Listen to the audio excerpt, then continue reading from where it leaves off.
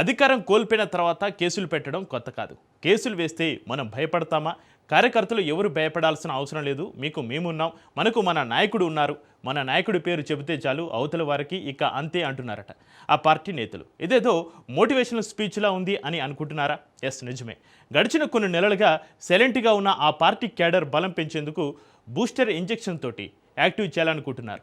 ఇంతకీ ఎక్కడ ఈ ఇంజెక్షన్ అవసరమైందో, ఇంతకీ ఏ పార్టీలో ఏ జిల్లాలో జరుగుతుందో లెట్స్ వాచ్.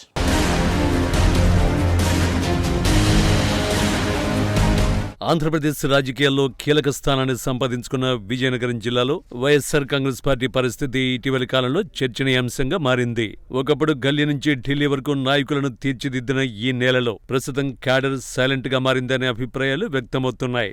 జిల్లాకు చెందిన కీలక నేతలు పక్క జిల్లాల్లో రాజకీయ బాధ్యతలు చేపట్టడం వల్ల స్థానికంగా నాయకత్వ లోటు ఏర్పడిందనే వాదనలు వినిపిస్తున్నాయి. ఇక ప్రత్యర్థి కూటమి నేతల దూకుడు, యువ నాయకుల ఆగ్రహ ప్రసంగాలు కూడా వైసీపీ క్యాడర్ను మరింత రక్షణాత్మక స్థితిలోకి నెట్టాయని విశ్లేషకులు అభిప్రాయపడుతున్నారు.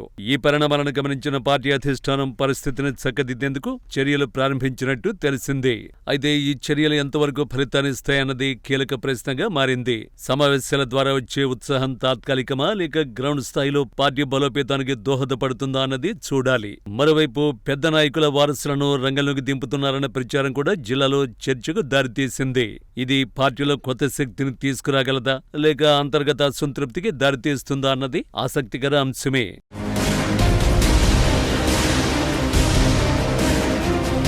ఆంధ్రప్రదేశ్ రాజకీయాల్లోని అత్యంత కీలకమైన జిల్లాల్లో ఒకటి విజయనగరం జిల్లా. గల్లీ నుంచి ఢిల్లీ స్థాయిలో పదవులు దక్కించుకుని రాజకీయం చేసే నేతలను తయారు చేసిన జిల్లా. అయితే జిల్లాలో ప్రస్తుతం వైఎస్సార్ కాంగ్రెస్ పార్టీలో కొంతకాలంగా క్యాడర్ సైలెంట్ గా ఉండిపోయిందట. అయితే ఆ పార్టీ అధిష్టానం పక్క జిల్లాలకు అవసరమైందో, లేక అధిష్టానం నిర్ణయమో కానీ ఈ జిల్లాకు చెందిన వైసీపీలో కీలక నేతల్ని పక్క జిల్లాలకు ప్రాతినిధ్యం వహిస్తుంటే మరి విజయనగరం జిల్లా వైసీపీ క్యాడర్ భవిష్యత్తు ప్రశ్నార్థకంగా మారింది. ఇటీవలి కాలంలో ఆ పార్టీ కీలక నేతలు రాష్ట్ర స్థాయి సమస్యలపై దృష్టి పెట్టి పక్క జిల్లా అయిన విశాఖలో మీడియా సమావేశాలకు మాత్రమే పరిమితమవుతున్నారన్న ఆందోళన స్థానిక క్యాడర్లో మొదలైందట. మరి వారంతా అటువైపు వెళ్లిపోతే మనకిక్కడ అండదండ ఎవరు అనే సందేహం మొదలైంది వైఎస్సార్సీపీ స్థానిక నాయకులకు. అయితే ఇదే అదనుగా పార్టీలో పెద్ద తలకాయల తరపున వారి వారసుల రంగంలోకి దిగుతున్నారన్న ప్రచారం ఊపందుకుందట.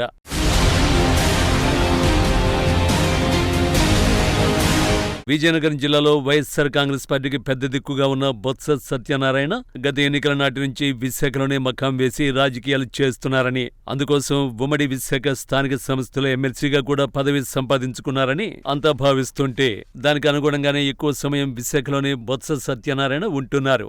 మరోపక్క జిల్లా అధ్యక్ష బాధ్యతలు మోస్తున్న జెడ్పీ చైర్మన్ మజ్జి శ్రీనివాసరావు అలియాస్ చిన్నశ్రీనికి భీమిలి నియోజకవర్గ బాధ్యతలు అప్పగించడంతో ఆయన కూడా 2 పడవలపైన ప్రయాణించేస్తున్నారట. దీంతో విజయనగరం జిల్లాలోని క్యాడర్ను సంతృప్తి పరచలేకపోతున్నారన్న విమర్శలు వినిపిస్తున్నాయి. దీనికి తోడు కూటమి నేతల జోరు, యువ ప్రజాప్రతినిధుల వాగ్దాటికి వైసీపీ క్యాడర్ నోరు మెదపలేని పరిస్థితి తయారైంది.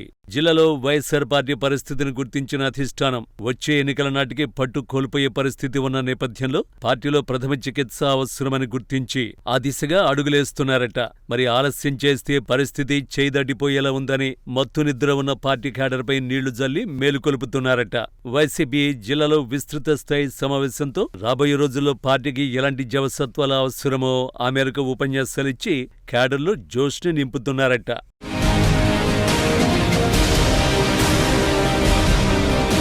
నాయకుడు బలవంతుడైతే పార్టీ బలంగా ఉంటుందని, క్యాడర్కి అండగా నాయకుడుంటే ఆ నాయకుడి బలంతో క్యాడర్ పిలువబడుతుంది.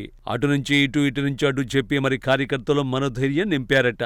ముఖ్యంగా ఉత్తరాంధ్ర రీజనల్ కోఆర్డినేటర్ గా వ్యవహరిస్తున్న మాజీ మంత్రి కురసాల కన్నబాబు తన మాటల ద్వారా క్యాడర్ను ఆకట్టుకోవడమే కాకుండా స్థానిక నేతలకు సైతం భవిష్యత్తులో ఎలా వ్యవహరించాలో హితబోధ చేశారంటున్నారు ఆ పార్టీ శ్రేణులు.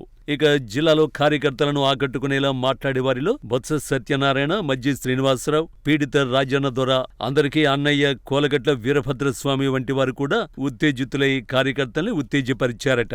రాబోయే రోజుల్లో విజయనగరంలో వైఎస్సార్ కాంగ్రెస్ పార్టీ కార్యకర్తల్లో నూతన ఉత్సాహం రానుందా? ఎంతవరకు పనిచేస్తుందో ఈ బూస్టర్ ఇంజెక్షన్?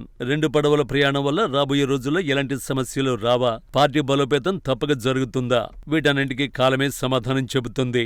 మొత్తానికి విజయనగరం వైసీపీలో జరుగుతున్న ఈ మార్పులు రాబోయే ఎన్నికల దృష్ట్యా కీలకంగా మారే. బూస్టర్ డోస్గా భావిస్తున్న ఈ చర్యలు పార్టీకి కొత్త ఊపు తెస్తాయా లేక సమస్యలను తాత్కాలికంగా మాత్రమే తగ్గిస్తాయా అన్నది కాలమే నిర్ణయించాల్సి ఉంది.